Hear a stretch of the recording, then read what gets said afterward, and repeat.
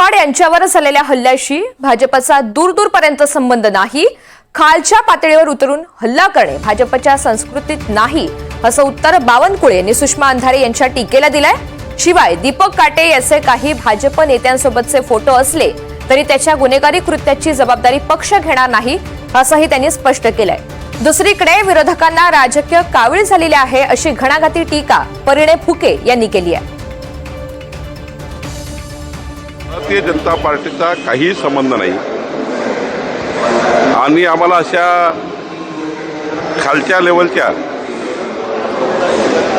कृत्य करणे हे भाजपच्या रक्तात नाही। परंतु दीपक काटे यांनी प्रवीण गायकवाड यांच्याबद्दल त्यांना त्या ठिकाणी शाई फेकणे किंवा वंदन फेकणे वगैरे जे काही घटना केली आहे ही चुकीची आहे।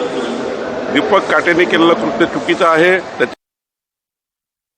ज्या प्रकारे आज माननीय शरद पवार साहेब असतील किंवा सुषमा अंधारे जी असणार यांनी ज्या प्रकारे टीका केली, मला असं वाटतं की त्यांना कावीळ झालेलं आहे आणि ते कोणत्याही याच्यात काही झालं तर भाजपनेच केलं असं त्यांचा दृष्टिकोन आहे आणि कोणताही विषय आला तर त्यात भाजपवर टीका करण्याशिवाय त्यांनाही मला असं वाटतं झोप येत नाही आणि म्हणून मला असं वाटतं याला राजकीय रंग न देता कोण आरोपी आहे, कोणी त्यांच्यावर हल्ला केला याचा शोध घेऊन लवकरात लवकर त्याला अटक झाली पाहिजे आणि त्याला जोही दोषी असणार त्याच्यावर कारवाई झाली पाहिजे।